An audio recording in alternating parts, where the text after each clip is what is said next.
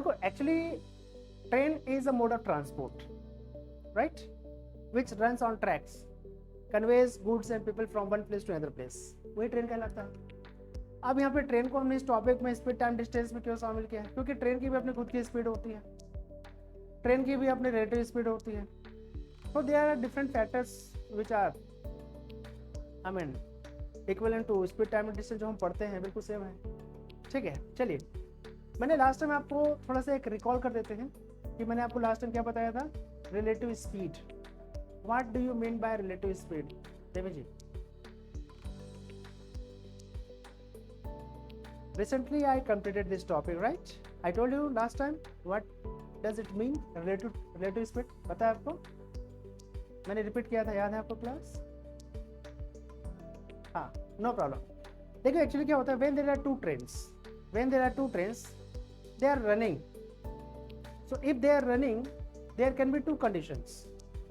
First condition, whether they will be running towards the same direction with two different speeds, or else they will be running towards each other, means in opposite direction with two different speeds.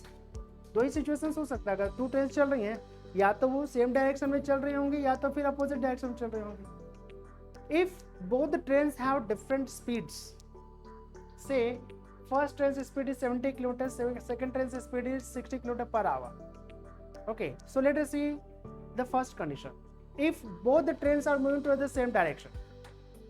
Okay, if both the trains are running towards the same direction, it means what? If both the trains starts from the same point at the same time with two different speeds towards same direction, then trains will be moving like this. भाई जो first train है वो 70 की speed से 1 घंटे में 70 kilometre का distance travel करेगा, और जो सेकंड ट्रेन है वो 1 घंटे में केवल 60 किलोमीटर का डिस्टेंस ट्रेवल करेगा। यहाँ पर दोनों 1-1 घंटे का टाइम दे रहे हैं, तो यहाँ पे जो फर्स्ट ट्रेन है वो सेकंड ट्रेन से 1 घंटे में कितने किलोमीटर ज्यादा डिस्टेंस ट्रेवल करेगा?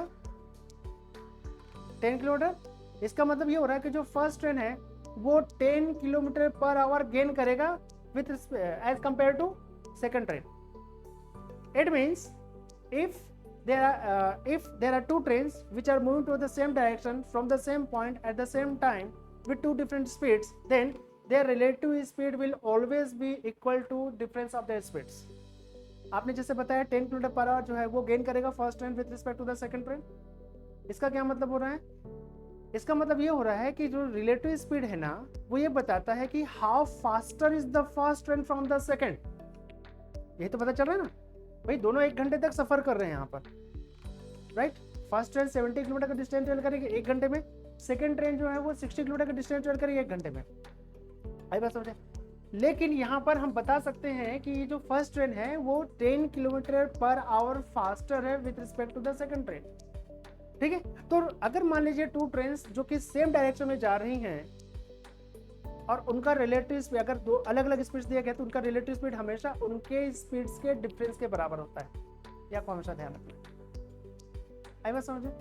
तो ऐसे सिचुएशन में रिलेटिव स्पीड ये बताता है कि how faster is the first train from the second. Is that clear? How faster is the first and from the second? Clear हुआ? तो आपको हमेशा ध्यान रखना है कि अगर हमारे पास टू ट्रेन्स हैं जो टू डिफरेंट स्पीड से सेम डायरेक्शन में जा रही हैं तो उनका रिलेटिव स्पीड हमेशा उनके स्पीड्स के डिफरेंस के बराबर होता है। अब सेकंड कंडीशन देख लेते हैं। Suppose there are two trains, right, at two different stations. Okay, they started moving towards each other, right? They started moving towards each other, then their relative speed will always be equal to the sum of their speeds. आई बात समझे? जैसे कि मान लीजिए आप एक train में बैठे हुए हैं, ठीक है, आपका फ्रेंड दूसरे ट्रेन में बैठा हुआ है, and since both trains have two different speeds हैं, दोनों ट्रेन की अपनी अपनी इंडिविजुअल स्पीड्स है मान लीजिए, ठीक है, एक ट्रेन में आप बैठे, दूसरे ट्रेन में आपका कोई फ्रेंड बैठा हुआ है, and both trains are moving in opposite directions. अगर दोनों ट्रेन जो अपोजिट डायरेक्शन में मूव कर रही है तो आपको क्या लगेगा भाई सामने जो ट्रेन जा रही है वो हमारे ट्रेन से बहुत ज़्यादा स्पीड में जा रही है, राइट? ऐसा लगता है नहीं लगता? एकदम ट्रेन आई निकल गई एकदम इमीडिएटली। ऐसा क्यों होता है? ऐसा इसलिए होता है क्योंकि दोनों ट्रेन एक दूसरे से अपोजिट डायरेक्शन में जा रही होती हैं विथ टू डिफरेंट स्पीड्स। दोनों ट्रेन की स्पीड्स अलग होती हैं और ये दोनों ट्रेन अपोजिट डायरेक्शन में जा रही होती है, तो उस सिचुएशन में हमें जो फीलिंग आती है कि भाई ट्रेन की स्पीड बहुत ज़्यादा है। ऐसा क्यों होता है? क्योंकि आपकी ट्रेन जो है मान लीजिए 70 किलोमीटर पर आवर की स्पीड से जा रही है और आपके फ्रेंड में जिसमें बैठा उसकी जो ट्रेन की स्पीड है 60 किलोमीटर पर आवर है, तो दोनों ट्रेन एक दूसरे से 70 plus 60 is equal to 130 kilometre per hour के स्पीड से दूर हट रहे हैं। आई बात समझे? इसलिए अब आपकी स्पीड क्या 70 किलोमीटर नहीं है, ठीक है, क्योंकि आपकी ट्रेन जो है 70 किलोमीटर की स्पीड से दूर जा रही है और दूसरी ट्रेन जो है वो 60 किलोमीटर की स्पीड से जा रही है, तो दोनों ट्रेन की जो स्पीड होगी या रिलेटिव स्पीड होगा वो 130 किलोमीटर होगा, 70 प्लस 60। इसलिए जब कोई पर्सन जो ट्रेन में बैठा होता है ना, तो अगर अपोजिट डायरेक्शन में कोई ट्रेन अगर जाती है तो उसे स्पीड हमेशा ज़्यादा फीलिंग आती है, बिकॉज ऑफ दिस फिजिक्स के रूल रिलेटिव स्पीड के कारण होती है। ठीक है, मैंने आपको उस दिन एक और एग्जाम्पल बताया था। अगर मान लीजिए आप व्हीकल में जा रहे हैं, ठीक है, देवी जी जा रही हैं, समझिएगा, ठीक है, आपके मान लीजिए गाड़ी की स्पीड कितनी है 60 मान लेते हैं, और ठीक है, और आप उनके पीछे जा रहे हैं, आपकी स्पीड कितनी है 70, समझिएगा, ठीक है। ये देवी जी ने उनको टक्कर मार दिया, ठीक है, पीछे से, याद रखना कहाँ था ना, पीछे से, इनके व्हीकल को इन्होंने पीछे से टक्कर मार दिया, क्योंकि उनकी स्पीड कितनी है 60 है और इनकी स्पीड कितनी है 70 है, तो ये 60 से जा रही है, 70 से इसको टक्कर मारेंगे। तो उस समय चूंकि दोनों ट्रेन सेम डायरेक्शन जा रहे हैं ना, तो इनके व्हीकल को जो टक्कर लगेगा ना वो केवल 10 किलोमीटर पर आवर के स्पीड से लगेगा।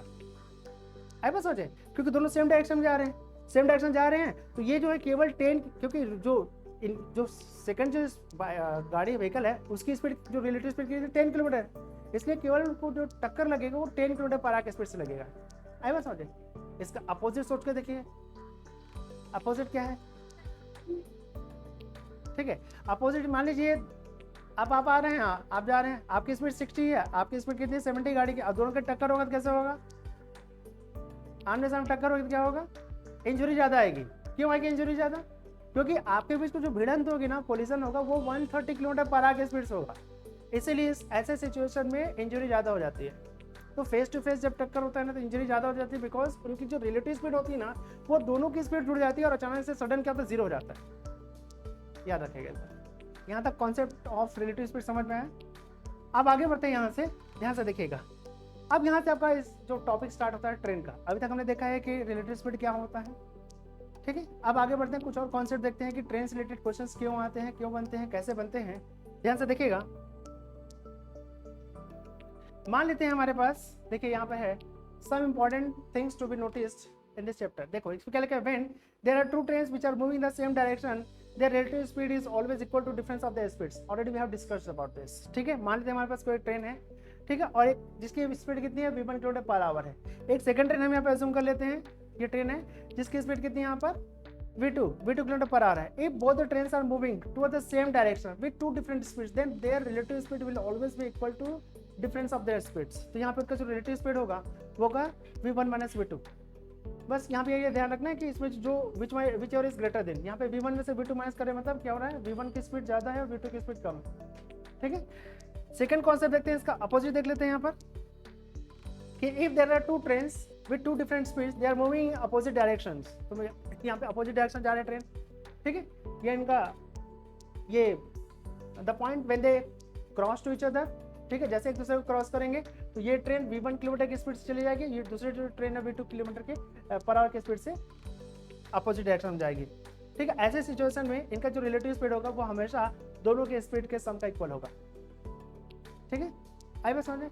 एक और थर्ड कॉन्सेप्ट देखते हैं कि when a train passes a platform, मान लेते हैं हमारे पास कोई एक प्लेटफॉर्म है, यहाँ पर ये प्लेटफॉर्म है, ठीक है। Suppose we have a train whose length is x kilometer. When this train passes to a platform having length y kilometer per hour, then the distance traveled by the train will be equal to the sum of the length of the train and the length of the platform. कहने का मतलब क्या, ध्यान से समझिए थोड़ा, इसको मैं फिर से बता रहा हूँ, ध्यान से देखिएगा कि when a train passes a platform or a pole or a tunnel or a bridge or a train standing in the platform, ठीक है। मान लेते हैं हमारे पास ये प्लेटफॉर्म है, यहाँ पे एक दूसरी ट्रेन भी खड़ी हो सकती है जिसकी लंबाई y किलोमीटर है। अगर ट्रेन नहीं है तो मान लेते हैं ये प्लेटफॉर्म जिसकी लंबाई कितनी है यहाँ पे y किलोमीटर है, राइट। या कोई यहाँ पे पर्सन या पोल खड़ा हुआ है, then it travels the length equal to the sum of the length of the train and platform. तो ये जो ट्रेन है उतने ही डिस्टेंस ट्रेवल करेगी जितने की ट्रेन की खुद की लंबाई और प्लेटफॉर्म की लंबाई। मतलब ये जो ट्रेन है टोटल कितनी लंबाई ट्रेवल करेगी, x + y किलोमीटर। क्योंकि जैसे ही ये जो ट्रेन है इस प्लेटफॉर्म के अंदर एंटर करेगी तो सबसे पहले अपने x किलोमीटर के डिस्टेंस को ट्रेवल करके अंदर जाएगी, फिर वो y किलोमीटर के डिस्टेंस पर ट्रेवल करके बाहर निकल जाएगी। इस प्रकार से जो ट्रेन है जब इस प्लेटफॉर्म के अंदर एंटर करेगी और प्लेटफॉर्म से एंटर करके बाहर निकलेगी तब तक ट्रेन जो है x + y किलोमीटर के डिस्टेंस को ट्रेवल कर चुकी होगी। इसलिए यहाँ पे लिखा हुआ है कि this train travels length equal to the sum of the length of the train and platform. तो ये जो ट्रेन कितनी लंबाई ट्रेवल करेगी, कितने डिस्टेंस को ट्रेवल करेगी, ट्रेन अपने खुद की लंबाई को ट्रेवल करके प्लेटफॉर्म के अंदर जाएगी और इस y किलोमीटर के प्लेटफॉर्म को ट्रेवल करके बाहर निकल जाएगी। इस प्रकार से ट्रेन अपने खुद की x किलोमीटर लंबाई को ट्रेवल करेगी, साथ साथ ट्रेन जो है इस y किलोमीटर के डिस्टेंस को ट्रेवल करके बाहर निकल जाएगी। तो total length travel by the train will be x + y kilometre. आई बात समझे? ठीक है, चलिए। So distance covered by the train is equal to length of the train plus length of the platform. अब याद रखिएगा यहाँ पर कभी भी हम distance covered by the train को हमेशा लिखेंगे length of the train plus length of the platform. अब इस प्लेटफॉर्म के जगह पे आप क्या कर सकते हैं, ट्रेन भी हो सकता है। इस प्लेटफॉर्म के लेंथ ऑफ प्लेटफॉर्म के जगह पे हो सकता है कोई टनल भी हो सकता है। इस प्लेटफॉर्म के जगह पे हो सकता है कोई ब्रिज है। भाई इन सब जितने भी ऑब्जेक्ट्स मैं यहाँ पे बता रहा हूँ सबके कुछ ना कुछ तो लेंथ होगी ना। भाई प्लेटफॉर्म की जगह मान लीजिए ट्रेन जो है थोड़ी प्लेटफॉर्म में कभी कभी और टनल से भी होकर जाती है, तो टनल का अपना खुद का लंबाई रहता नहीं रहता है। तो उस टनल के अंदर जाने और टनल से बाहर आने तक ट्रेन कितनी लेंथ को ट्रेवल करेगी, x + y किलोमीटर। ठीक है, तो ये हो गया distance covered by the train is equal to length of the train plus length of the platform. Second, अगर कहीं हमें स्पीड निकालना है तो स्पीड कैसे निकालेंगे, तो स्पीड तो दिया रहेगा। सॉरी, मैं यहाँ पे बता रहा हूँ क्रॉसिंग टाइम। क्रॉसिंग टाइम कैसे निकालेंगे, तो टाइम इज इक्वल टू क्या होता है, डिस्टेंस अपॉन स्पीड। पढ़े थे हम time is equal to distance upon speed. यहाँ पर डिस्टेंस की जगह पे हम क्या लिखेंगे, sum of the length of two objects. मतलब length of the train plus length of the platform upon speed of the train. Done? आ रहा है समझ में? यस।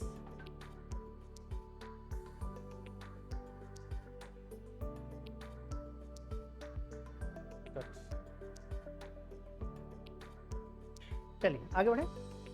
अब देखिए यहाँ पर क्रॉसिंग टाइम अगर आपको निकालना है, जैसे मान लीजिए आपको यहाँ पर लेंथ ऑफ ट्रेन पता है, लेंथ ऑफ ऑब्जेक्ट पता है, मीन्स प्लेटफॉर्म पता है, और आपको स्पीड ऑफ ट्रेन मालूम है, तो आप यहाँ पर क्या कर सकते हैं, क्रॉसिंग टाइम निकाल सकते हैं कि भाई उस ट्रेन को प्लेटफॉर्म को क्रॉस करने में कितना समय लगेगा।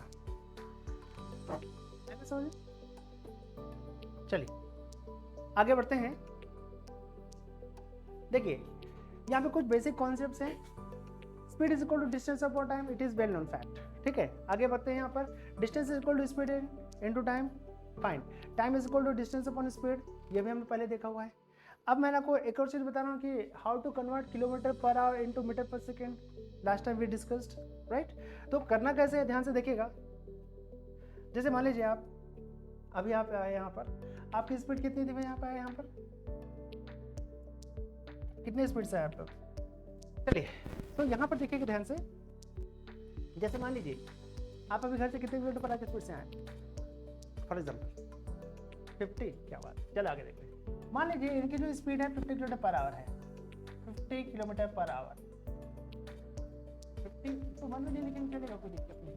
ठीक है, आप इसको हम ऐसे कर सकते हैं कि 50 × 1 कितना, हाउ मेनी मीटर करते हैं, 1000 मीटर। यहाँ पे कर सकते हैं 1000 metre upon in 1 hour how many second करते हैं।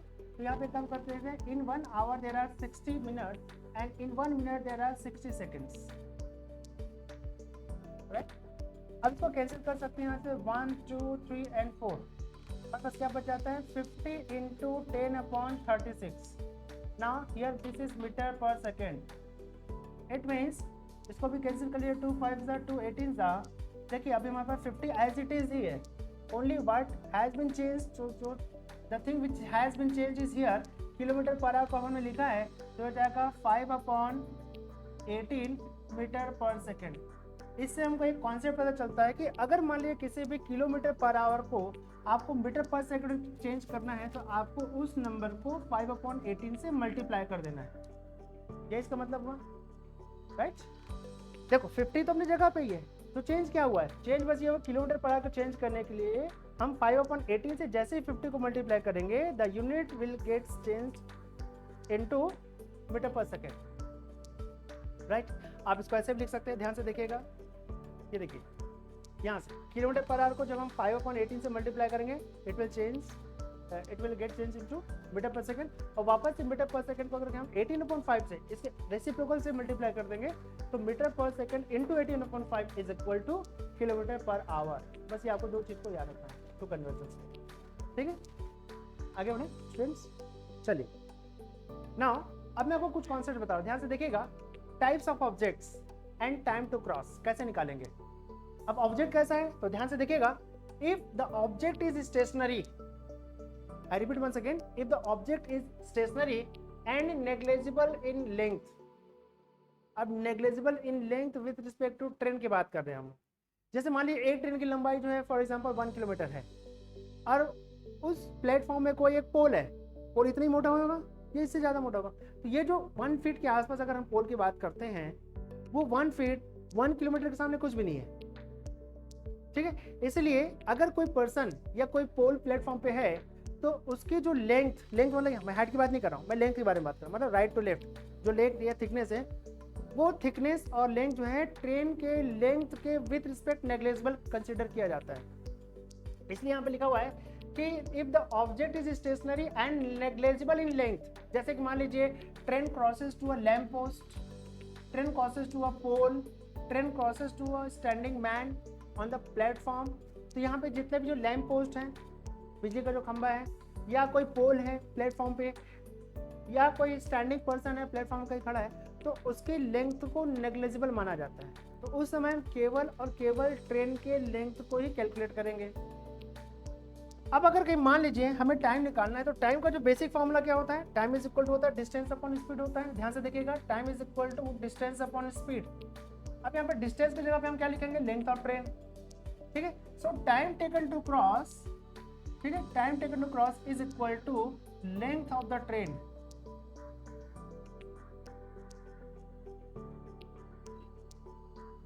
Length of the train upon, देखिए यहाँ पर जो लेंथ ऑफ द पर्सन है या लेंथ ऑफ द पोल को तो हम नेग्लिजिबल रखेंगे, तो आप चाहें तो यहाँ पे इसको 0 रख सकते हैं। इसके ठीक पहले वाला जो कॉन्सेप्ट बताया था आपको मैं, टाइम टेकन टू क्रॉस, ठीक है, any platform is equal to length of the train plus length of the platform upon speed of the train.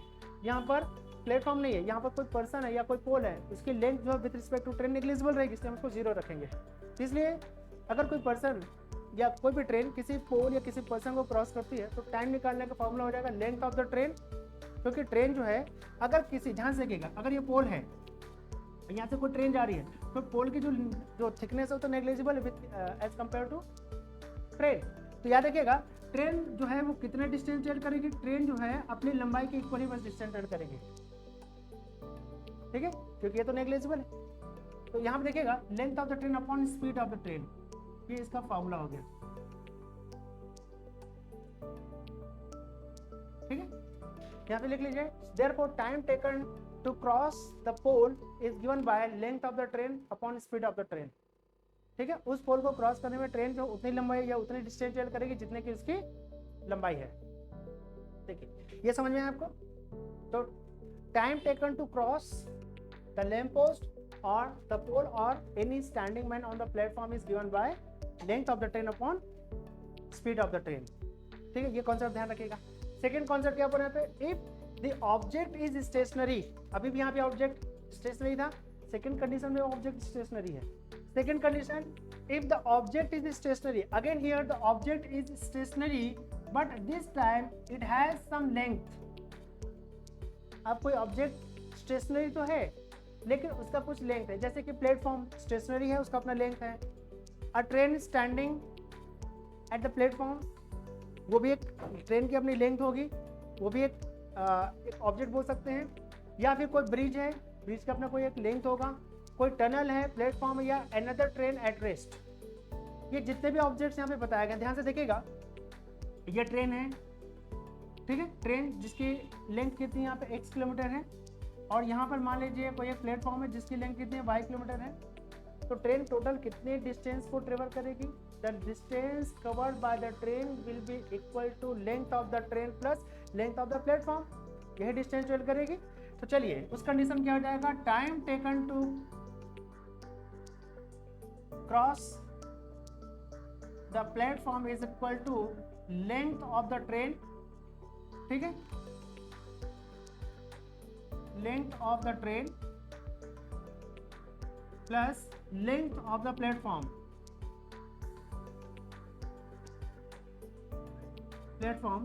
Upon speed of train. ठीक है, स्पीड ऑफ द ट्रेन, ये आपको ध्यान रखना है. आप चाहें तो स्पेसिफिक लिख सकते हैं x plus Y upon speed. ठीक है, जहां पे x जो है वो लेंथ ऑफ द ट्रेन है प्लस y जो है लेंथ ऑफ द प्लेटफॉर्म है या length of any object which is having length. ठीक है, तो ये एक्चुअली x प्लस वाई क्या है, दिस इज द डिस्टेंस और length covered by the train upon speed to cover this distance. Third देख लीजिए, ये तो दोनों सेम हो गया, जिसमें कोई ऑब्जेक्ट नेग्लिजिबल इन लेंथ था. यहाँ पर वो जो ऑब्जेक्ट स्टेशनरी है उसका अपना खुद का अपना एक लेंथ था. अब इसमें मोशन वाला देख लेते हैं. देखो, if the object is moving and is negligible in length, इसका ठीक उल्टा है. यहाँ पे ऑब्जेक्ट स्टेशनरी था, ठीक है, एंड नेग्लिजिबल इन लेंथ है. यहाँ पर ऑब्जेक्ट क्या है, यहाँ पे मूविंग है. So if the object is moving and it is negligible in length, like train crosses to running man or train crosses to running car.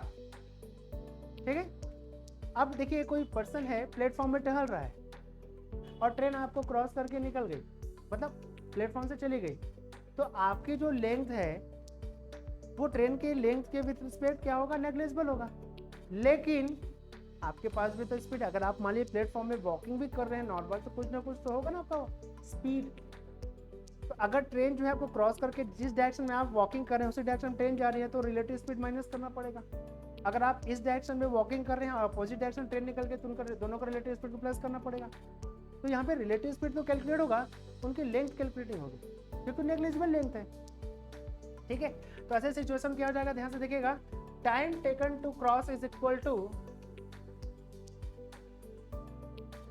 ध्यान देखिएगा, time taken to cross is equal to length of the train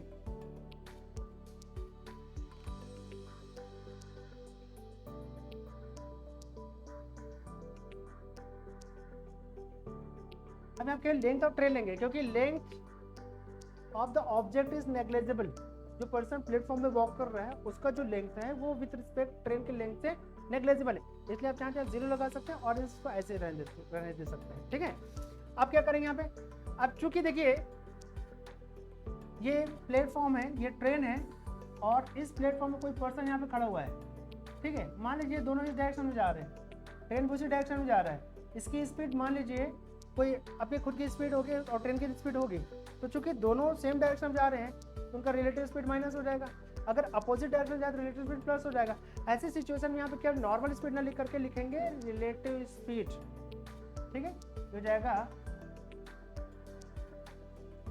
relative speed. ठीक है, ये समझ आया relative speed क्यों लिखे, क्योंकि जो बॉडी जिसकी लेंथ नेग्लिजिबल है उसके पास कुछ ना कुछ तो स्पीड है ना, इसलिए हमने रिलेटिव स्पीड लिखा. अब रिलेटिव स्पीड से हो सकता है सेम डायरेक्शन जाएंगे तो माइनस हो जाएगा, अपोजिट डायरेक्शन जाएंगे तो प्लस हो जाएगा, फाइनल रहेगा तो रिलेटिव स्पीड ही रहेगा. ठीक है, आगे बढ़ते हैं. एक और देख लीजिए, if the object is moving and has some length. अब यहाँ पर उसका कुछ लेंथ है. ठीक है, तो फार्मूला चेंज कहाँ पर आएगा, उस फार्मूला क्या चेंज यहाँ पे आएगा, length of the train plus length of the object upon their relative speed. आई बस समझे, तो ये क्या हो जाएगा, time taken to cross is equal to length of the train. ठीक है,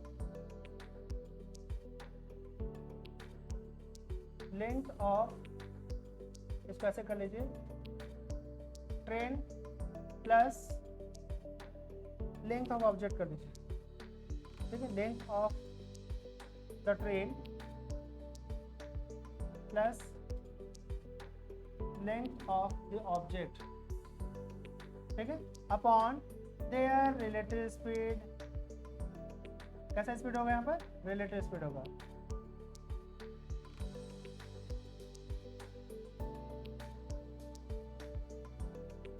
ये कुछ कॉन्सेप्ट्स का आपको हमेशा ध्यान रखना है, ठीक है? आ रहा समझ में? ठीक है, एकदम रिलैक्स होकर पढ़िएगा माइंड में, ठीक है? दिमाग में किसी पर कोई टेंशन लेना ही नहीं है, रिलैक्स माइंड से पढ़िए और जो पढ़े एकदम सॉलिड पढ़िए, बस कॉन्सेप्ट को स्टेप बाय स्टेप समझते जाइए। कहीं कुछ डाउट होता है तो तुरंत मुझसे पूछिए, ठीक है? चलिए बना लीजिए इसको। मैंने क्वेश्चन पूछा था बच्चों से कि कौन सा ऐसा व्हीकल जिसमें रिवर्स गियर नहीं होता except 2 wheelers? Aeroplane, correct, aeroplane. This is done my dear students, मिटा दें इसको। चलिए अब देखिए इससे रिलेटेड कुछ क्वेश्चन देख लेते हैं। क्वेश्चन रीड कीजिए एक बार ध्यान से। How many seconds will a train 100 meter long running at the rate of 72 km per hour take to pass a certain telegraph post or a man? ठीक है, इस क्वेश्चन को समझते ध्यान से देखिएगा। जैसे मान लीजिए हमारे पास कोई एक ट्रेन है और ट्रेन की लंबाई दी गई है यहाँ पे, yes of course it is given 100 metre length, okay, it is running at the rate of 72 km. So length of the train is 100 meter and its speed is 72 km per hour. It crosses to a person, okay, or a telegraph post. जैसे माने कोई telegraph post इसको मान लेते हैं, ठीक है, ये कोई पोस्ट है। और जब ट्रेन इस टेलीग्राफ पोस्ट को क्रॉस करेगी तो length of the train will be calculated only, length of the post will be negligible. निकालना क्या यहाँ पे, टाइम निकालना है यहाँ पर, हाउ मेनी सेकेंड्स, अब सेकंड बोल रहे हैं यहाँ पर, एक काम करते हैं, therefore time taken to cross is equal to length of the train, ठीक है, लेंथ ऑफ द ट्रेन यहाँ कितना है यहाँ पर 100 है अपॉन, अब 72 किलोमीटर पर आवर है, इसको अगर हम मान लीजिए मीटर पर अगर चेंज करते हैं तो 72 into 5 upon 18, now it has been change into metre per second, तो जाएगा 18 1 18 4 5 4 20। इसका मतलब क्या हो रहा है यहाँ पर 72 किलोमीटर पर आवर हम लिख सकते हैं 20 मीटर पर सेकंड। तो यहाँ पे हम रखेंगे, देखिए ये मीटर में है और ये 20, ये भी मीटर में आ गया और सेकंड के ऊपर मल्टीप्लाई कर देंगे, ठीक है, सेकंड क्या होगा ऊपर जाकर मल्टीप्लाई हो जाएगा, ठीक है, यहाँ से इसको मीटर से मीटर कैंसिल 21 से 25 से, इसका मतलब क्या हो रहा है, इसका आंसर आ रहा है 5 सेकंड से है। इसका मतलब ये हो रहा है कि ये जो ट्रेन है जिसकी लेंथ 100 मीटर है and it is moving, if it is moving at the rate of 72 km per hour, it will take only 5 seconds to cross that man or any lamp post. 5 seconds में cross करके निकल जाएगा, ठीक है। आगे बढ़ते हैं, एक और क्वेश्चन देख लेते हैं, ध्यान से देखिएगा। देखिए यहाँ लिखा हुआ है, how many seconds will a train 110 metre long running at the rate of 72 kilometre per hour, ठीक है, to pass a bridge of 130 metre length. Can you please try this?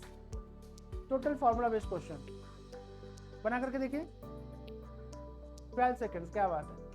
Formula is very simple, आपको यहाँ करना क्या है, 110 metre and plus 130 divided by 72 means 20 metre, ठीक है, 20 metre, 110 plus 130 is equal to 240 divided by 20 is equal to 12 seconds. तो 12 seconds में ये जो ट्रेन है वो क्या करेंगे, ब्रिज को क्रॉस कर जाएगी, ठीक। आई वाज समझ। Now, when a train has to pass another train in the same direction, when a train has to pass another train in the same direction, then distance covered to pass each other या distance covered to cross each other। Simple सी बात है, जब एक train को दूसरे train को cross करनी है तो क्रॉस करेंगे तो इंटरसेप्ट करके जाएगी ना यहाँ पर, तो उस कंडीशन में क्या होगा यहाँ पे, distance cover to pass each other is equal to sum of their lengths.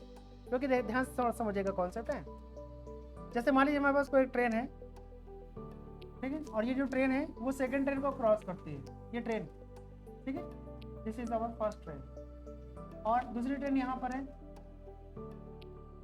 ठीक है, ये एक्स है, ये वाई है, ठीक है, इसकी मान लीजिए लेंथ या स्पीड को एक्स किलोमीटर है, इसकी स्पीड कितनी वाई किलोमीटर है, दोनों ट्रेन सेम डायरेक्शन जा रहे हैं तो रिलेटिव स्पीड तो माइनस होगा। अब टोटल ये जो ट्रेन, मान लीजिए इस ट्रेन की जो लंबाई है वो m मीटर है, इसकी लंबाई जो कितनी है n मीटर है, तो अगर ये जो सेकंड ट्रेन है वो फर्स्ट ट्रेन को क्रॉस करेगी तो टोटल कितने डिस्टेंस ट्रेवल कर चुकी होगी, तो total distance covered by this train which is going to cross this first train will be given by m plus n, ठीक है, length of first train plus length of second train. तो ये जो second train है वो total कितने distance travel कर चुकी है, m प्लस n, ठीक है। आगे बढ़ते हैं, यहाँ पर ध्यान से देखिएगा, यही चीज यहाँ लिखा हुआ है, तो distance cover to pass each other equal to sum of their lengths, दोनों का लेंथ इक्वल होगा। आगे बढ़ते हैं, यहाँ पे देखिए Suppose there are two trains, 120 metre and 90 metre in length. ठीक है, तो फर्स्ट ट्रेन का लेंथ कितना है यहाँ पे 120 मीटर, सेकंड ट्रेन का लेंथ कितना है यहाँ पर 90 metre in length. They are running in the same direction. The speed of the first train is 40 km per hour and that of the other train's speed is 32 km per hour. ठीक है, at what time they will cross each other. ठीक है, किस समय दोनों एक दूसरे cross करेंगे, ध्यान से देखिएगा. ये फर्स्ट ट्रेन मान लीजिए and this is second train. ठीक है, length of the first train is 120 metre and the second train length is 90 metre. Speed of first train is 40 km per hour and the speed of the second train is 32 km per hour. Okay, then at what time the second train will cross to the first train. ऐसे situation क्या निकालेंगे, time taken to cross is equal to, यहाँ पे हो जाएगा length of both the trains. ठीक है, तो length of both the trains means what 120 metre plus length of second train is 90 metre whole upon, यहाँ क्या जाएगा, since both are running towards the same direction means हम उनका relative speed निकालेंगे. तो रिलेटिव स्पीड कैसे निकलेगा, यहाँ पर 40 माइनस 32. यहाँ तक समझ में आया कि नहीं आया? ये कहाँ से आया, length of first train plus length of second train divided by their relative speed. Why their relative speed has been subtracted, because both the trains are moving toward the same direction.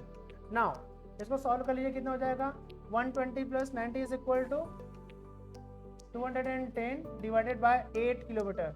अभी 8 kilometre इसको हम क्या कर सकते हैं, इसको कर लीजिए 5/18 कर लीजिए और ये हो जाएगा metre. This is also metre और इसका जो सेकंड ऊपर चला जाएगा यहाँ पे मल्टीप्लाई जाएगा सेकंड का. ठीक है, तो सबसे पहले क्या करेंगे, मीटर के साथ मीटर कैंसिल हो गया, राइट.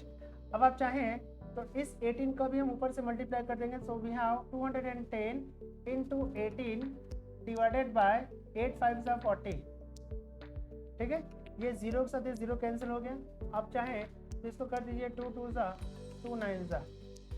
ठीक है, ये हो जाएगा कितना यहाँ पर 2 1 सा 2 10.5 सा. इसका मतलब क्या हो रहा है यहाँ पर 10.5 इंटू 9 इज इक्वल टू, देखिए सच पर ऐसे जब सिचुएशन आ जाए ना तो आपको करना क्या, सबसे पहले इस 9 का पहले इंटीजर से मल्टीप्लाई करेंगे. ठीक है, ध्यान से देखिएगा, जस्ट मान लीजिए मेरे पास है 10.5 इंटू 9 है ना, इस 9 का पहले इंटीजर के साथ मल्टीप्लाई करेंगे तो हो जाएगा 10 9 सा 90. इसे प्लस करेंगे, इस 9 का फिर 0.5 से मल्टीप्लाई करेंगे तो कितना हो जाएगा 4.5. दोनों को ऐड कर दीजिए, कितना हो रहा है 94.5 सेकेंड्स. सॉरी, ये हो जाएगा 94.5 seconds. Now, two trains, 190 meter and 230 meter long, are running in the same direction with the speed of 35 km per hour and 55 km per hour respectively. In what time will they cross or clear to each other from the moment they meet? Can you please solve this? बनाइए. 75.6 seconds. Yes, this is the answer. बताइए online students, समझ में आ रहा है आप लोग को? ठीक, आंसर बताइए कितना आ रहा है? Correct, 75.6 is the right answer. आगे बढ़े, आपका क्लियर हुआ? आप में से मिस हो गया ना, आगे बढ़े. चलिए देखिए, train is running in opposite direction. अभी ट्रेन क्या था, दोनों सेम डायरेक्शन रन कर रहे थे. आप सेकंड से कॉन्सेप्ट देखते हैं, when the trains are running in opposite direction. जब दोनों ट्रेन एक दूसरे के अपोजिट डायरेक्शन में जब रन करेंगे तो total distance covered by will always be equal to the length of both the trains. ठीक है, मान लीजिए ये फर्स्ट ट्रेन है, लुक एट प्लीज, ये फर्स्ट ट्रेन है, इसकी अपनी खुद की कोई लंबाई है, सेकेंड ट्रेन इसकी खुद की कोई लंबाई है. जब दोनों एक दूसरे को क्रॉस करेंगे तो क्रॉस करेंगे, ठीक है, तो ये ट्रेन जो अपनी लेंथ के अकॉर्डिंग डिस्टेंस चल करेगी और इसको क्रॉस करके बाहर निकल जाएगी. इस प्रकार से जब दोनों ट्रेन अपोजिट डायरेक्शन जाएंगे, total distance covered by the train will always be equal to sum of their lengths. ठीक है, देखिए यहाँ क्या बोल रहे हैं, two trains 120 meter and 90 meter in length respectively are running in opposite directions. The speed of first train is 40 km per hour. That of the speed of the second train is 32 km per hour. At what time they will cross to each other at the moment they meet? तो कितने समय में वो एक दूसरे को cross करेंगे जिस समय एक दूसरे से मिलते हैं? आंसर बताइए.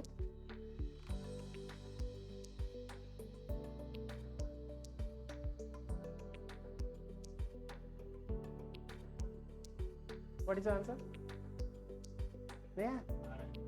आ गया? अच्छा आ रहा, ऑन द वे। चलिए, शैल I tell you?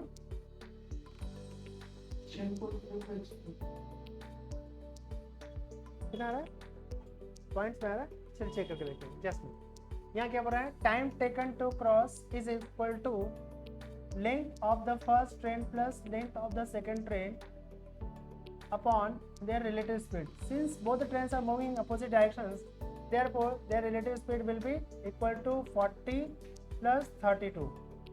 Okay, so we have 121 plus 90 is equal to, sorry, 211 metre divided by 72 को डायरेक्ट हम लिख सकते हैं कितना? 20 मीटर। ठीक है, आप चाहे तो लिख लीजिए 72 किलोमीटर पर आवर, और else you can write it down like this 211 metre divided by 20 metre, और ये सेकंड के साथ मल्टीप्लाई कर दीजिए। सो वी हैव मीटर साथ मीटर कैंसिल हो जाएगा। कितना आ रहा है यहाँ पर? इसको डिवाइड कीजिए, 10.5 आ रहा है, 10.55। निकालना क्या था इसमें हमें? 10.55 है ना, तो अप्रोक्सीमेटली इसको देख लेते हैं ये वाला। चलिए आगे बढ़ते हैं, एक और क्वेश्चन देखते हैं। देखिए, when a train has to pass a walking man, ठीक है, अब वॉकिंग मैन है तो उसका अपना खुद का लेंथ नेग्लिजिबल होगा, बट उसकी स्पीड कैलकुलेट करेंगे। ठीक है, इसका मतलब इस क्वेश्चन में हमें रिलेटिव स्पीड यूज करनी है। ठीक है ना, आगे बढ़ते हैं।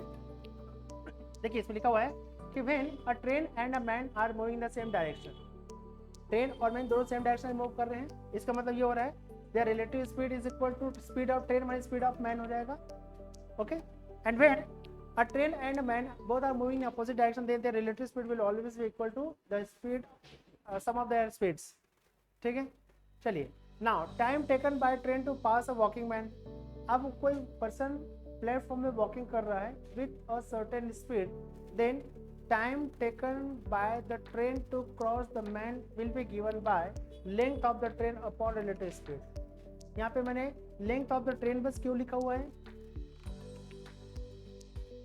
yes, जो मैन की जो लेंथ है with respect to train is negligible, इसलिए यहाँ पे जीरो नहीं लिखे हैं, डायरेक्ट यहाँ पे लेंथ ऑफ द ट्रेन लिखे हैं। ठीक है, आगे बढ़ते हैं। यहाँ पर एक एग्जाम्पल से इसको समझते, ध्यान से देखिएगा। इसमें लिखा है कि a train 400 meter long running with a speed of 40 km per hour, in how much time it will pass to a man walking with 4 km per hour in the same direction। आप लोग try कर सकते हैं क्या? बना के देखिए। Miss Ambikapur, is my voice Audible? Clear है ना? 40 सेकेंड्स, क्या बात है। आप लोग बताओ, ऑनलाइन में भी कंपटीशन होना चाहिए। गुड, फटाक से बताओ इमीडिएटली। ऑफलाइन में नहीं बता पाए, इससे पहले ऑनलाइन में कोशिश कीजिए बताने की। अब एक और क्वेश्चन देखिए। A train travelling with speed of 66 kilometre per hour 140 metre long, यहाँ पे length of train and speed of train both are given. In how much time it will pass to a man walking 6 kilometre per hour in opposite direction. तो कितने समय में ये train जो है उस पर्सन को क्रॉस करेगी जिसकी स्पीड जो है 6 kilometre per hour in opposite direction?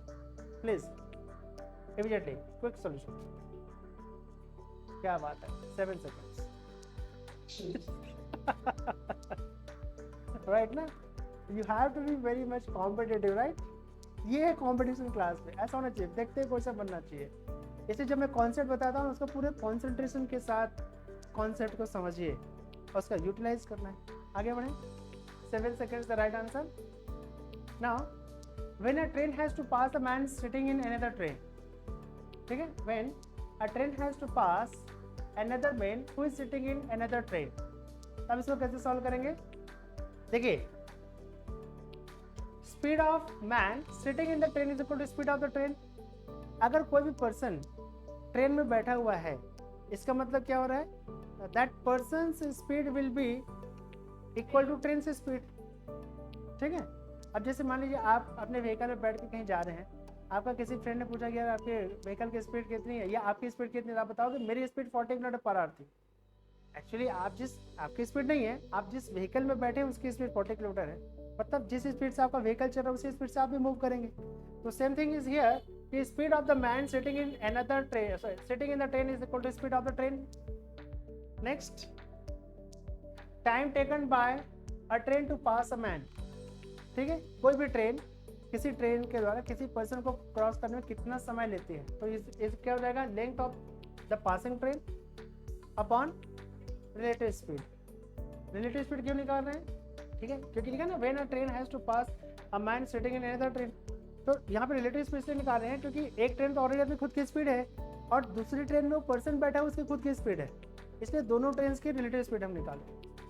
दोनों यहाँ पे आ गए, देखो L1 प्लस L2 लिखा ना मैंने यहाँ पे, क्योंकि ये भाई ये फर्स्ट ट्रेन जिसकी लंबाई कितनी L1 है, इसकी लंबाई कितनी यहाँ पे L2 है। जब दोनों तरफ क्रॉस करेंगे तो टोटल लेंथ कवर्ड या total distance travel by the train will B L1 plus L2। तो दोनों ट्रेन जो L1 प्लस L2 का डिस्टेंस ट्रेवल करेंगे अपॉन द रिलेटिव स्पीड। देखिए एक एग्जांपल से कुछ समझते हैं। देखिए क्या बोल रहे हैं यहाँ पे, a train 100 meter long is running with a speed of 54 kilometer per hour. कोई ट्रेन है जिसकी लंबाई 100 मीटर है and speed is 54 kilometer per hour. In how much time will it pass to a man who is sitting in another train running with a speed of 36 km per hour in the same direction? चूंकि इसमें क्या हो रहा है, इन the same direction है, मतलब दोनों का रिलेटिव स्पीड माइनस होगा यहाँ पर। तो time taken to cross is equal to क्या हो जाएगा यहाँ पर, ट्रेन की लंबाई यहाँ पे कितनी हो जाएगी, यहाँ पे 100 प्लस जो पर्सन है उसकी खुद की लंबाई नेग्लिजिबल होगी अपॉन द रिलेटिव स्पीड कितना हो जाएगा यहाँ पर 54 minus 36 is equal to 18 kilometer per hour means what, 5 meter per second. यहाँ पे हम क्या कर सकते हैं, 5 ये हो जाएगा मीटर और ये हो जाएगा meter into second is equal to 5 1 से 520 है, जिसका मतलब टोटल टाइम लगने वाला है 20 सेकेंड्स। ठीक है, कॉन्सेप्ट क्लियर रहेगा तो आप इसलिए बना सकते हैं। और देखिए मैंने केवल 1 लाइन में इसको बना रहा है, कोई इसमें ज़्यादा स्टेप्स भी नहीं है। नेक्स्ट क्वेश्चन देख लेते हैं यहाँ पर। देखिए इसमें लिखा हुआ है अ ट्रेन, ये मैंने हटाया नहीं इसको, इसी समझाया। देखिए a train is 200 meter long, it passes a man sitting in another train running with a speed of 30 kilometer per hour in opposite direction in 9 seconds. Find the speed of the train. अब हमको यहाँ पे second train की, या sorry यहाँ पर train की speed निकालनी है। ठीक है, क्या क्या चीज़ें दी गई यहाँ पर ध्यान से देखिएगा। Length of first train is given 200 meter, length of second train मतलब क्या है, आप किसको पास कर रहे हैं, मैन को ना, तो यहाँ पे L2 इज इक्वल टू 0 हो जाएगा क्योंकि हमको ट्रेन नहीं बोल रहे हैं, वो उस मैन को क्रॉस कर रहे हैं ना। ठीक है, और फर्स्ट ट्रेन की जो स्पीड है दी गई है क्या, यहाँ पर नहीं दी गई है। तो जो दूसरी ट्रेन है ना उसकी स्पीड हमको यहाँ पे दी गई है, फर्स्ट ट्रेन की स्पीड नहीं पता है हमें। ठीक है, फर्स्ट ट्रेन की स्पीड हमको मान लेते हैं x किलोमीटर पर आवर है, क्योंकि यहाँ जो स्पीड दिया गया है 30 kilometer per hour is the speed of the second train. First train की स्पीड हमको पता नहीं है, यही निकालना शायद। देखिए find the speed of the train. ठीक है, अब देखिए थोड़ा ध्यान से, time is equal to length of the train, क्योंकि उस दूसरे ट्रेन में कोई पर्सन बैठा है उसको यहाँ पे 0 लिखेंगे, तो 200 upon speed of first train plus speed of second train, ये दोनों को प्लस क्यों कर रहे हैं, because they are moving in opposite direction. ठीक है, तो इनका रिलेटिव स्पीड क्या हो जाएगा, x plus 30 kilometer per our, दोनों को डिवाइड करेंगे। अब थोड़ा ध्यान देखिएगा कि लेकिन जब यहाँ पर ये जो ट्रेन है फर्स्ट ट्रेन सेकेंड ट्रेन को जब क्रॉस कर रही है तो वो या सेकेंड ट्रेन में जो पर्सन बैठे उसको क्रॉस करे तो 9 सेकंड का टाइम ले रही है। तो टाइम यहाँ पे क्या लिखेंगे, 9 सेकंड। तो 9 is equal to 200 meter upon x plus 30। अब यहाँ पे किलोमीटर पर आवर को चेंज कर लेते हैं, मीटर से मीटर कैंसिल, इसको सॉल्व करते हैं। इसको आप चाहें तो इधर पूरा टर्म को इधर मल्टीप्लाई कर दीजिए, तो 9 into x plus 30 into 5/18 is equal to 200 जो रहेगा। 9 1 9 2 को इधर मल्टीप्लाई करिए 400 हो जाएगा। अब 5 को इसमें मल्टीप्लाई करने 5x plus 150 is equal to 400, solve करेंगे तो आएगा 50 किलोमीटर। दैट्स इट, बना लीजिए इसको। ठीक है, आगे बढ़ते हैं। चलिए now look at this second question. When a train has to pass a man and a platform. अब एक ट्रेन को एक पर्सन और एक प्लेटफॉर्म दोनों को क्रॉस करना है, याद रखना। ठीक है, वो ट्रेन क्या कर रहे हैं, प्लेटफॉर्म में जो पर्सन स्टैंडिंग उसको भी क्रॉस कर रही है और वही ट्रेन जो है उस प्लेटफॉर्म को भी क्रॉस कर रही है एट द सेम टाइम। सही क्वेश्चन, सही क्वेश्चन। चलिए आगे बढ़ते हैं। देखिए क्या लिखा है, a train passes a standing man in 10 second. जैसे मान लीजिए कोई प्लेटफॉर्म है, थोड़ा ध्यान से देखिएगा, कोई ट्रेन है T1, it passes to a standing man in 10 seconds, okay, while this train crosses to a platform in 14 seconds. ठीक है, अगर ये सही है ना क्वेश्चन, ये क्वेश्चन ऐसा लिखा हुआ है, कोई ट्रेन है प्लेटफॉर्म में अगर कोई पर्सन खड़ा हुआ उसको 10 सेकंड में क्रॉस कर लेती है, लेकिन वही ट्रेन जो है उस प्लेटफॉर्म को 14 सेकंड्स में क्रॉस करती है। ऐसा क्यों? नहीं, बीच बीच में खड़ा कर देते हैं ना, क्या फर्क पड़ता है? एग्जैक्टली, क्योंकि यहाँ पर पर्सन का जो लेंथ है वो नेग्लेजिबल है। अब नेग्लेजिबल लेंथ को क्रॉस करने में कम डिस्टेंस ट्रेवल करना पड़ेगा, इसलिए 10 सेकंड का, अभी डिस्टेंस कम है तो टाइम भी कम लगेगा।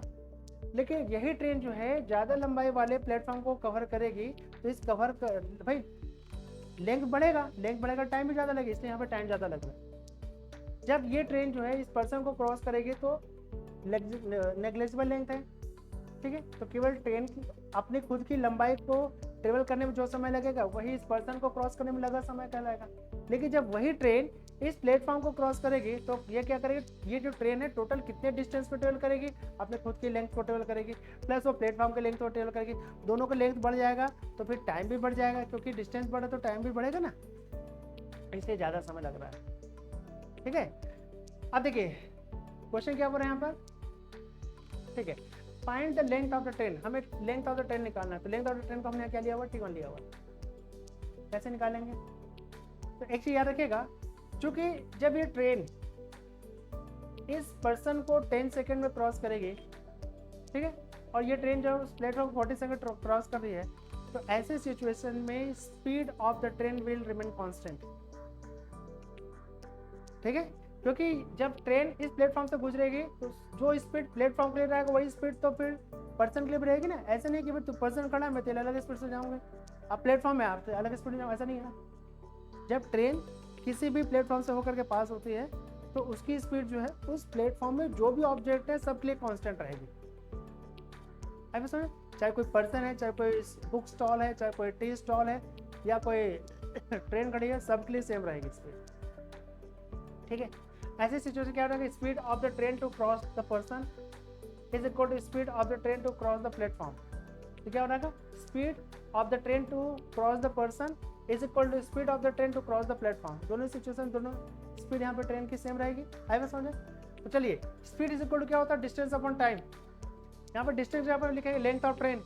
जब ये ट्रेन जिसकी लंबाई T1 है वो नेग्लेजिबल लेंथ वाले पर्सन को क्रॉस करेगी, तो यहाँ पर लेंथ ऑफ ट्रेन बस कैलकुलेट होगा, यहाँ पर length of the train upon time, क्योंकि speed is equal to distance upon time. Distance पर क्या लिखेंगे, length of the train upon time taken, तो L1 अपॉन 10 हो गया, इज इक्वल टू, अब यही ट्रेन जो है इस प्लेटफॉर्म को क्रॉस करेगी। ठीक है, चलिए तो हो जाएगा L1 length of the train plus length of the platform. Platform की लंबाई कितनी दी गई यहाँ पे, 50 मीटर दिया हुआ है। ठीक है, तो length of the train plus length of the platform upon time कितना लग रहा है, 14 सेकंड्स। दोनों को सॉल्व करते हैं, क्रॉस मल्टीप्लिकेशन अप्लाई कीजिए। 14 L1 is equal to 10 L1 plus 500, इसमें से माइनस किया 4 L1 is equal to 500, L1 is equal to 125। इसका मतलब length of the first train is equal to 125 meter. That's it, फट से निकल इमीडिएट। आया समझ में? मिस नहीं आया? हाँ, देखिए इसका हमने मल्टीप्लाई किया, अप्लाएंगे क्रॉस मल्टीप्लिकेशन, तो 14 into L1 is equal to 14 L1। अब यहाँ पे 10 into L1 is equal to 10 L1। अब इस 10 का मल्टीप्लाई 50 से मल्टीप्लाई करना पड़ेगा, सॉल्विंग द ब्रैकेट एक्चुअली। ये हो जाएगा 10 इंटू 50 इज इक्वल टू 500। आगे बढ़े, आगे समझ में सभी स्टूडेंट्स को कॉन्सेप्ट क्लियर हुआ? ठीक है, टोटल कॉन्सेप्ट बेस्ड क्वेश्चन है और कोई इसमें एडिशनल कोई कॉन्सेप्ट ही नहीं लग रहा है। आगे बढ़ते हैं, देखिए इसमें लिखा है a train passes a man standing on platform 260 metre long in 8 second. तो कोई पर्सन जो है एक पूरा a train passes a man standing on platform 260 metre long in 8 seconds. तो प्लेटफॉर्म की लंबाई कितनी है यहाँ पर, 260 मीटर है, and time taken is equal to 8 seconds है। If the train passes the platform in 20 seconds then find the length of the train. Can you please try this question, बना के देखो। ओके, आया आंसर? आया answer? ठीक, आप बताओ। नहीं आया? चलिए देख लीजिए ध्यान से, look at it please students. देखिए a train passes a man, ठीक है, a train passes a man standing on the platform. ठीक है, जैसे मान लीजिए यहाँ पे कोई प्लेटफॉर्म है, अब इस प्लेटफॉर्म की लंबाई कितनी है यहाँ पे, 260 ओके, और इस प्लेटफॉर्म में कोई पर्सन खड़ा हुआ है इस प्रकार से। ठीक है। अब ट्रेन इसको क्रॉस करेंगे, यहाँ पर ट्रेन की लंबाई मान लीजिए यहाँ पे L1 है। ठीक, जब ये ट्रेन जो है इस पर्सन को क्रॉस करती है तो यहाँ पे 8 सेकंड का टाइम ले रही है। And if the train Passage the platform in 20 seconds, और इस ठीक है इस पर्सन को क्रॉस करने में 8 सेकंड टाइम ले रही है और पूरे पूरे प्लेटफॉर्म को क्रॉस करने में 20 सेकंड्स का टाइम ले रही है ट्रेन। हमें निकालना है लेंथ ऑफ द ट्रेन। तो चूंकि ये ट्रेन जिस स्पीड से इस पर्सन को क्रॉस करेगी उसी स्पीड से इस प्लेटफॉर्म को भी क्रॉस करेगी। इसका मतलब क्या हो रहा है, speed of the train while crossing the man is equal to speed of the train while crossing the platform. तो याद रखिएगा दोनों ही सिचुएशन में speed of the train will remain constant. तो speed of the train to cross the man is equal to speed of the train to cross the platform is equal to, speed is equal to होता है distance upon time. Distance कितना है यहाँ पर, मतलब length of the train plus length of the person upon time कितना लग रहा है उसको 8 सेकंड्स का टाइम लग रहा है, is equal to speed of the train while crossing the platform is equal to length of the train plus length of the platform 264 divided by यहाँ पे क्या हो जाएगा 20। सॉल्व कर लीजिए, सॉल्व करेंगे तो हो जाएगा 20L1 is equal to 8L1 plus 8 into 264। ठीक है, सॉल्व कर लीजिए, यहाँ से आएगा कितना, ये बचेगा 12L1 is equal to 264 into 8, therefore L1 is equal to 264 into 8 divided by 12। ठीक है, ये हो जाएगा 12 1 सा 12 2 सा 24 एंड 12 2 सा। ठीक है, और कुछ बच रह गया यहाँ पर 8 2 जा 16, 8 2 16 प्लस 1 17, तो ये जाएगा length of the train is equal to 176 meter. Is that clear? ठीक है, कोई बात नहीं, ठीक है आगे बढ़े। देखिए इसमें क्या है, when two trains move in the same direction from two places at the same time, दो अलग अलग प्लेसेस हैं, सेम टाइम में दोनों ट्रेन एक दूसरे के अपोजिट डायरेक्शन में कर रहे हैं। इससे रिलेटेड एक क्वेश्चन देखते हैं, ध्यान से देखिएगा। A train started from station A to station B with a speed of 20 kilometre per hour at 8 AM। Figure बनाया गया इसका? नहीं बनाया, चलिए देखते हैं, इसका फिगर बनाना पड़ेगा। ठीक है, another train also started from station A to station B with a speed of 25 kilometer per hour at 9 o'clock या 9 AM। At what time and place from the place A they will meet each other. मैं बताऊं, आप लोग बनाएंगे? चलिए, आपसे बना, आप में से, चलिए आगे देखो क्वेश्चन क्या बोल रहे हैं यहाँ पर। A train started from station A to station B. मान लेते हैं हमारे पास कोई एक ट्रेन है, यहाँ पे एक प्लेटफॉर्म बना लीजिए, यह स्टेशन मान लीजिए 2 स्टेशन है। ठीक है, a train started from a station A, कोई स्टेशन ए है and this is station B. ठीक है, ट्रेन जो है मान लीजिए suppose there is a first train, train T1, इसको T1 ले लीजिए। First train starts from station A with a speed of 20 kilometre per hour at 8 AM, ये लिखा हुआ है। And another train also started from station A to B, दूसरा train जो है वो स्टेशन ए से ही निकलेगा, इसको ले लेते हैं suppose this is second train T2 and speed is 25 kilometer per our, 25 kilometer per our, but it leaves eight 9 o'clock। ठीक, ये है, यही तो बोल रहे हैं ना क्वेश्चन कि कोई ट्रेन है वो 20 किलोमीटर पर आवर की स्पीड से स्टेशन ए से निकलता है 8 o'clock को, दूसरी ट्रेन जो है T2 वो 25 किलोमीटर पर आवर की स्पीड से 9 o'clock निकलती है, मतलब जस्ट आफ्टर एन आवर। ठीक है, at what time and place from the place A they will meet each other. तो देखिए जिस समय ये जो फर्स्ट ट्रेन है 8 o'clock को निकल गई, राइट, 8 o'clock को ट्रेन जो ट्रेन T1 है वो स्टेशन ए से निकल चुकी है। ठीक है, 9 o'clock के आते तक ये जो ट्रेन है टोटल 20 किलोमीटर के डिस्टेंस को कवर कर चुकी होगी। ठीक है, अब यहाँ पे जो ट्रेन T1 है वो मान लीजिए पॉइंट सी पर है, पॉइंट ये स्टेशन ए से निकल के स्टेशन सी पहुंच गया। ए और सी के बीच का डिस्टेंस कितना है यहाँ पर 20 किलोमीटर, क्योंकि 8 o'clock को निकली है, 9 o'clock के आते आते ये जो ट्रेन T1 है वो 20 किलोमीटर का डिस्टेंस ट्रेवल कर चुकी होगी। जैसे ही ट्रेन T1 पॉइंट सी पे पहुंचता है जो कि 20 kilometre away from point A है, सेकेंड ट्रेन स्टार्ट्स। ठीक है, सेकेंड ट्रेन जो है वो 9 o'clock को निकलती है कहाँ से, स्टेशन ए से, लेकिन उस समय उसकी जो स्पीड है वो 25 किलोमीटर पर आवर है। अब इस फिगर को मैं ऐसे बना सकता हूँ, ध्यान से देखना। ठीक है, ये स्टेशन ए है, ये स्टेशन सी है, यहाँ पर अब ये ट्रेन T1 आ गया है, यहाँ पर ट्रेन T2 है, दोनों के लिए टाइम कितना है अभी यहाँ पे 9 o'clock है। ट्रेन T2 भी 9 o'clock है, ट्रेन T1 भी 9 o'clock को है ट्रेन, लेकिन दोनों के बीच का जो डिस्टेंस है वो अभी 20 किलोमीटर का डिस्टेंस है। आई बात समझे, 20 किलोमीटर का डिस्टेंस यहाँ पर। दोनों ट्रेन जो है सेम डायरेक्शन में जा रहे हैं, विद टू डिफरेंट स्पीड जा रहे हैं, तो उनका रिलेटिव स्पीड निकलेगा। और रिलेटिव स्पीड इज इक्वल क्या होता है यहाँ पर, therefore time taken to cross, time taken to cross is equal to, time taken to cross is equal to क्या हो जाएगा यहाँ पर, टाइम इज इक्वल टू होता है डिस्टेंस अपॉन स्पीड। ठीक है, अभी दोनों ट्रेन के बीच का डिस्टेंस कितना है यहाँ पर, 20 किलोमीटर का डिस्टेंस है कि नहीं। बट सेकेंड ट्रेन को अगर फर्स्ट ट्रेन को क्रॉस करना है तो पहले तो उसको 20 किलोमीटर के डिस्टेंस को ट्रेवल करना पड़ेगा। याद है हम लोग को, मैं आपको बताया था डॉग एंड कैट वाला एग्जांपल, या पुलिस एंड थीफ वाला, ये वही सेम एग्जांपल। ठीक है, तो उस समय क्या होगा, ये जो ट्रेन T1 T2 है, if it wants to cross train T1, then train T2 has to clear first this 20 kilometer of distance. ठीक है, तो उस समय क्या हो जाएगा, time taken is equal to distance, distance कितना अभी 20 किलोमीटर का है यहाँ पर, 20 किलोमीटर का distance upon their relative speed. Relative speed कितना हो जाएगा यहाँ पर 25 माइनस 20।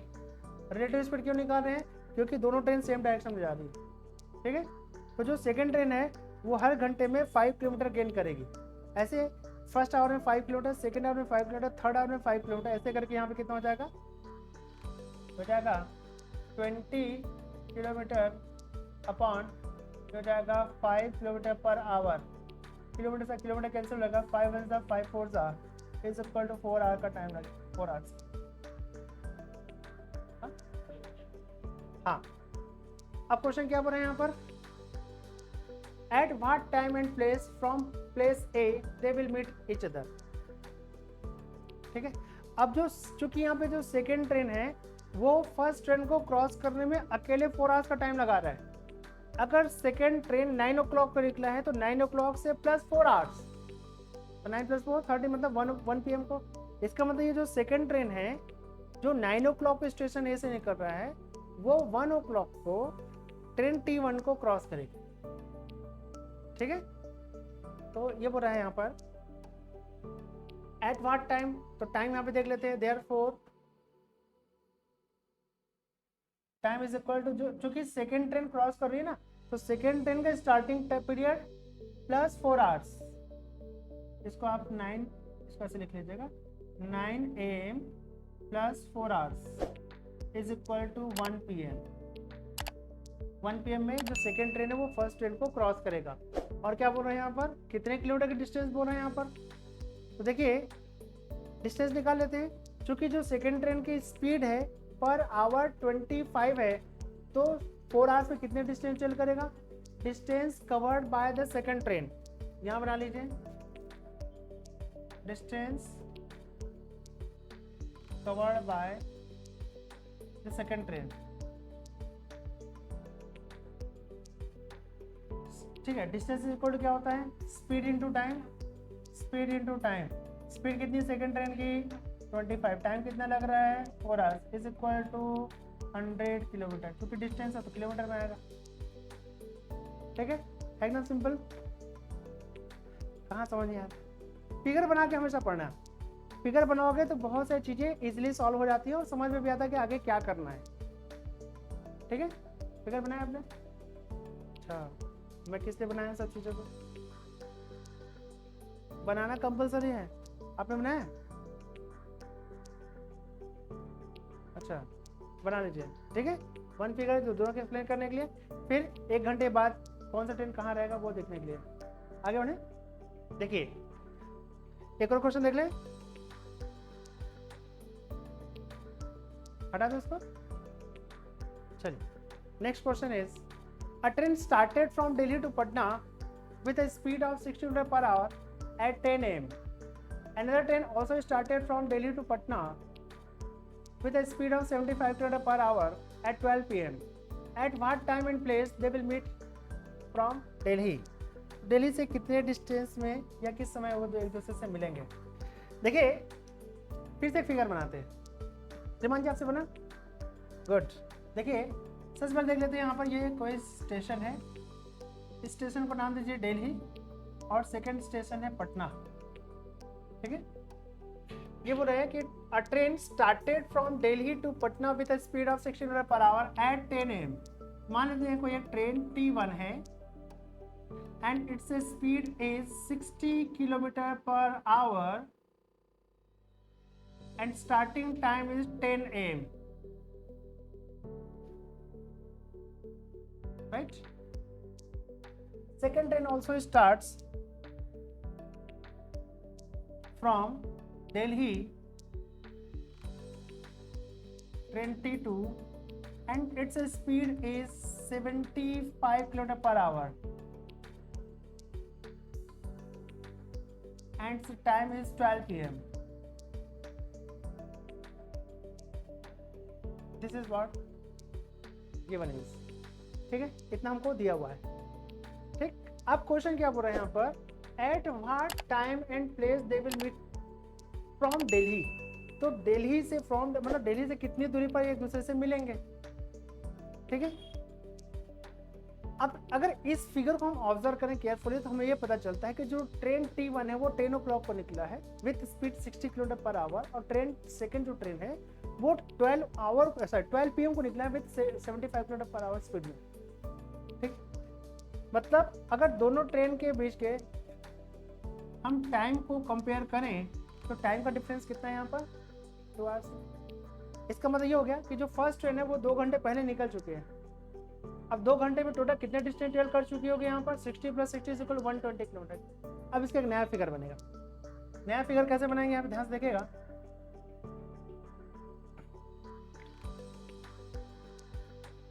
ठीक है, ये दिल्ली और ये पटना। अब देखिए मान लेते हैं यहाँ पर ये कोई प्लेस E है और इसके बीच का जो डिस्टेंस है हम यहाँ पे 120 हो गया। 120 क्यों हुआ पता चला, पॉइंट E पर ये ट्रेन पहुँच जाता है, ट्रेन T1, यहाँ पे ट्रेन T1 है और पॉइंट मतलब दिल्ली में train T2।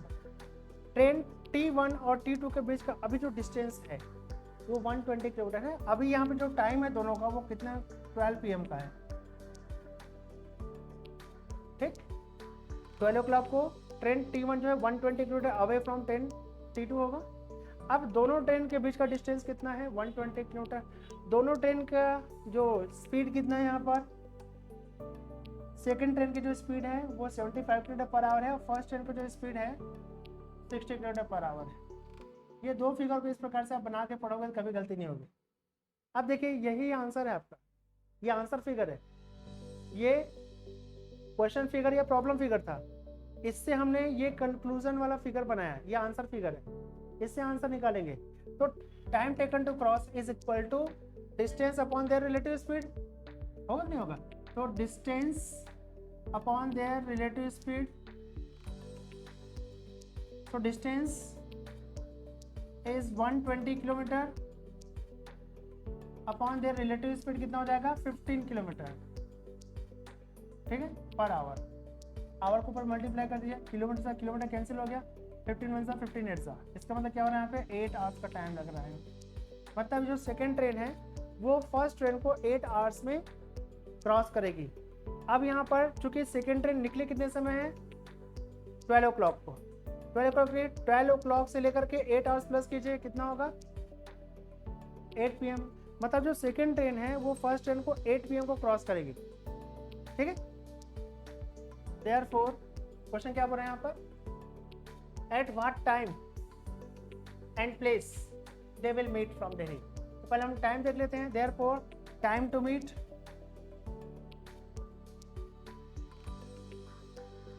Is equal to 12 PM plus 8 hours is equal to 8 PM। 8 PM में कोई ऑप्शन है क्या? एक ही वाला ऑप्शन है, बाकी कोई ऑप्शन ही नहीं है। तो आप चाहे तो ऐसे भी निशान लगा सकते हैं, या फिर आपको डिस्टेंस भी निकाल लेते हैं। Therefore distance to meet from Delhi, distance to meet from Delhi is equal, distance is equal to speed into time. तो स्पीड कितना है यहाँ पर? 75 क्यों ले रहे हैं? क्योंकि सेकेंड ट्रेन ही फर्स्ट ट्रेन को क्रॉस कर रहे हैं ना, तो सेकेंड ट्रेन अपने स्पीड से जाएगा तभी तो क्रॉस करेगा। हो जाएगा 75 इंटू टाइम कितना लग रहा है यहाँ पर? 8। 75 इंटू 8 इज इक्वल टू 600, ठीक है, किलोमीटर। सोचिए ये जो ट्रेन सेकेंड ट्रेन है 8 आवर्स में 600 किलोमीटर कवर करेगा, तब कहीं जाकर के फर्स्ट ट्रेन को क्रॉस कर पाए। डन, ठीक है, कॉन्सेप्ट क्लियर हो पूरा? यही है ट्रेन। इजी, क्योंकि आपने स्पीड टाइम डिस्टेंस पढ़ चुका है ना, वो कहीं ज़्यादा टफ है, ये उसका एक सब टॉपिक है। कॉन्सेप्ट वहाँ क्लियर हो चुका है, बस यहाँ पे मुझे इस व्हीकल के जगह पे ट्रेन यूज़ करना था, ठीक है, right. So this was all about train. Hopefully you would have understood the concepts and basic concepts and questions, ठीक है। किसी को कहीं पे कोई डाउट है क्या? सिंपल क्लियर है सभी को? वेरी नाइस, ठीक है, राइट। तो अपना खूब ख्याल रखिएगा, कल फिर से मुलाकात होगी, ठीक है, eight the same time eight the same place, ठीक है, with different topics but same energy, right. So have a nice day, my dear students. Thank you very much.